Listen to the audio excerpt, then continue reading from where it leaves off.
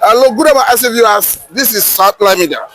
Mr. Chinedu Michael, let us look at what is happening sequel to the book written by IBB, the man that used to call himself Maradona.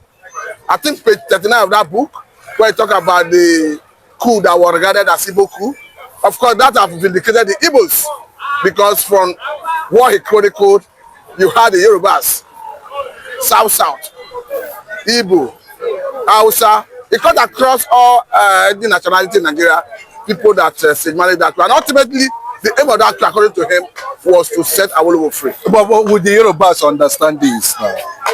Would they now come and sit down and tender an unreserved apology to the Igbos? With the media, those who control the media as at that time, would they one day sit down and said, we are sorry, and call for a national conference and I write a proper apology to the Igbo people?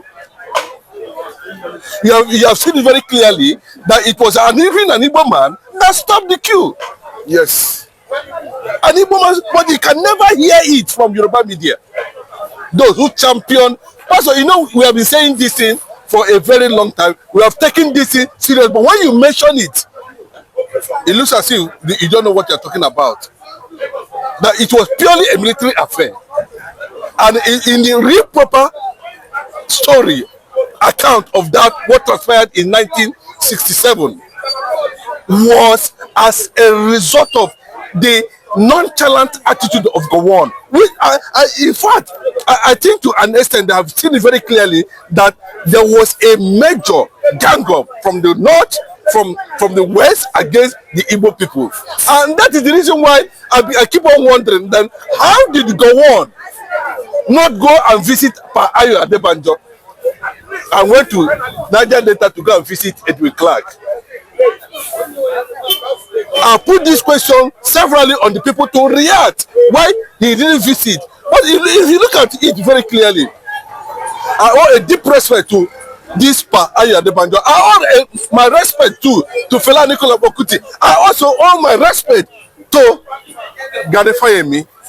Those who were not able to nail the Igbo at every point in time. Those who were saying that Igbo deserve justice. But now, are they going to accept the revelation coming from IBB, who was a major player, or who saw everything from a distance, or who got himself involved in the system? That one, that narrative that it was an Igbo coup was what the Southwest media, the Yoruba media, used against the Igbos at that time. Because if it was supposed to be now, I don't think such thing will repeat itself. And he also went further to vindicate the 1953 killing that took place, pogrom that started in 1953 in the north, where what led to the point where we have Awolowo and the rest of them, you know. I remember Chukwuma Nzogwu, Kaduna Nzogwu, was also the chairman of that panel that was investigating treasonable charges against Awolowo. He never killed Awolowo. He never did anything. He never condemned him to death. He never behaved like the way Babangida behaved to Mama Avasa. But you see, they brought up this wickedness narrative against the Igbo people. That you think it was the media that created the narrative? Yeah, he mentioned it. I mentioned it. That it was purely a media narrative. He said it very clearly. He said it in presence of Gowon. He said in presence of Obasanjo. All of them were all seated there. In presence of them, or some of them, they were all there. He made it very clearly. And do you think this is position will correct the erroneous impression? Bro, there's no impression that because Igbos have taken the side of this truth that IBB is revealing now. But because there's no proper personality that might influence that narrative, maybe directly from the horse's mouth, in as much as they have so much respect, they give IBB so much respect, maybe they begin to have, that was a very bad one. We got it wrong, actually, against the Igbo people. Both the Northerners and the Yorubas need to tender apology. You can see the number, the Yorubas all have a good number of coup plotters in that place. And he said that Gowon is more of North than Igbo. You can see that clearly IBB understood what actually transpired in 1967. He also knew what transpired. Okay, but you know, some time ago, I think last month or thereabout, where I was questioning that the federal government under Gowon should make available the document they signed in Aburi. It was written in IBB's book, A Journey to a Service. That equally exonerate and vindicated Ojukwu. Of course, everything. To tell you that Igbo man is for peace. Igbo man is for justice. Igbo man is for reliability. Igbo man is for anything Igbo stand for honor and justice. And from the beginning. According to the book, who flouted the Aburi Accord? Of course, you know that when Ojukwu continued to say it, Ojukwu granted in one of his interviews also said that it was not an Igbo coup, but nobody want to accept him. The Yoruba media, thank God for social media, where we begin to question some of these things. They sit down in their air-conditioned office and write against the Igbo people so that they will be killed. This narrative took over 6 million people, took away 6 million lives of Igbos. 6 million, just simple telling lies because you felt that you hate Igbo. You told all manner of lies and people died. Nobody has questioned Gowon to provide the document they signed in Aburi. But the portion of the book, do you think Ojukwu have been vindicated? That's what I'm saying. Listen to Ojukwu's last interview on the issue of Aburi. Listen to some other people who participated. Even the Gowon himself at a point acknowledged that Ojukwu came to Aburi more prepared than him. That if Ojukwu came to Aburi more prepared than you, when they were looking for whoever is going to take over from a Yoruba man or Ogudipe, are you not just supposed to know what to do? That it is purely a military affair and Gowon is not by any means positioned to head the military junta until the British begin to influence that decision in that meeting. So that's what we had. Now they can also make a reference to that. So on that point, if we are not able to stop the killing in the north because of this bad narrative, and who are the people controlling the media at that time? They never reported that the essence of that coup was to make Awolowo to set him free. To set him free and make him president. The Yoruba media never reported it. They will pay for it one day. I'm telling you. They will pay for the consequences of it, of whatever decision both the Northerners and the Yorubas have taken against the Igbos. Then one day, somehow, they will pay for it. But beyond all this, are you satisfied with the explanation of the man, Maradona, talking about IBB, sequel to the reason he annulled June 12? Because he said he was lured into that decision by Abacha and Co. That he didn't extract enough commitment for his subordinates. That if you are handed over to Abiola, that they wouldn't have assassinated Abiola. I think what he was trying to say is that he was afraid of Abacha. You know, no, that is the yes. That secondly, Abacha is the chief of army staff as at that time. He was afraid of Abacha, and he said also that Abacha, you know, was unpredictable. You cannot predict him. That is as much as close as they are, that Abacha hated him, that guy, Abiola. Abacha have any good spot for him. That's what he said. So, but if you look at the way he was able to narrate the whole story, you know, I think he was able to exonerate himself tactically from any responsibility that led to the annulment of June 12th, and of course, whether it's assassination or the killing or the death of Abiola. But don't you think that book is an image laundering for IBB? I think it's a parting gift, knowing fully well that this era has come and gone, you know, and from what I'm seeing about that book, it is not the whole truth. That is not the whole truth. You cannot tell me as the head of military junta as at that time, you do not know how Delegua was killed.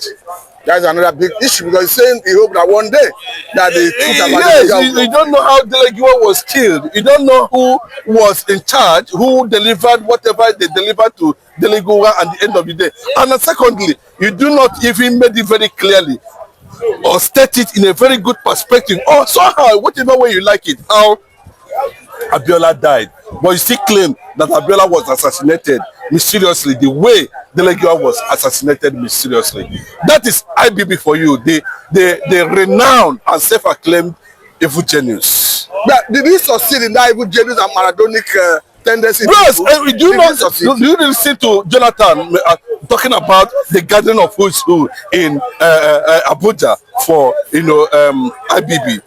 Even the president, the current president himself, acknowledged that it was IBB that led him into politics. So it tells you how influential the IBB was. That all the whole structures, of political alignment and sustainability was first established by IBB. The whole structure, coming from local government to the state, to the Senate, to wherever, all of them seems to have a very close relationship with IBB in the past. And most of the billionaires you are seeing today, might have been gotten to that level via IBB's support and patronage. In less than 24 hours, IBB rakes in over 20 billion from just that book launch. In your own consideration, did IBB succeed in proving himself as a Maradona, or he failed? I think he looked at himself very well, because of the June 12th issue. He was able to manage himself, just like J.J. Okocha, dribble his way out from the situation, and also was able to score a goal by stepping aside. That was what makes him a complete Maradona at the end of the day, because you cannot know whether he uses his hand to score the goal or he uses his head to score the goal. But conclusively, do you think Nigerians are on the same page with IBB, sequel to his position about that coup? Those who enjoyed the patronage, those who looted Nigeria, those who are part of the game, I will say that IBB is already on the right side. Give credit to him. But those who are, of course, of Nadeko factor, talking about Olufalaye them, talking about Joe Dumakin, Eko Dumakin, the OPC. I'm sorry, I've not seen Ghana Adams react to that, because it was one of the products of the June 12th annulment. So many of them like that, BC Kano them, and of course the man who called himself a president today that was attacking IBB in the past. You can see how he was praising IBB, that IBB is the man of the moment. That's the Nigerian politicians for you. That's how they do. That's what they do. They think. But for me, I think to all of them, they want to agree, or they have agreed to what IBB is talking about, about his era as the military head of state as at that time. Mr. Chinedu, before I let you go, talk to us about a Turubu who featured prominently in Nadeko after June 12th, and a Turubu who was by the side of IBB, eulogizing him for his leadership quality. Talk to us about those two. I think from what we gathered and from the response we are getting from the revelation that transpired within that era of annulment of June 12th, IBB already knew who the man Jagaban is. From the fact that his mother, Mogaji, or whatever, adopted mother, whatever they call her, was very close to, of course, Abiola, and Abiola was close to IBB. So from there, you can see the connection, that had brought Tinubu close to power. But as at that time, if you ask those who were on the trenches during the Nadeko War, during the June 12th war, you find out that they never mentioned this man as somebody who fought for democracy. The only place Ayo Adebanjo mentioned Tinubu was that he was just somewhere in Chicago, wherever he was there outside the country, contributing to the struggle. But he was not part of the struggle. Meaning he japa. Of course, now you understand, and look at him coming out today to press IBB. Say IBB is a fantastic leader. He's one of the best things that have ever happened to Nigeria. The same Tinubu. But they said those that fight around will live to fight another day. But has that been his situation? No, I don't think that would have been the situation at the moment, because the man looked at it very well and saw an avenue and an opportunity to go into politics. He didn't see an opportunity to fight for the survival and sustenance of democracy in Nigeria. While other people were looking at democratic struggle as the way it's supposed to be, Tinubu was looking at opportunity. He is going to leverage on to become the governor of Lagos State, become the senator of the Federal Republic of Nigeria, and possibly still leverage on what that and became the president. Today you can see him sitting comfortably with the man they called Demon. Maybe he's another Maradona.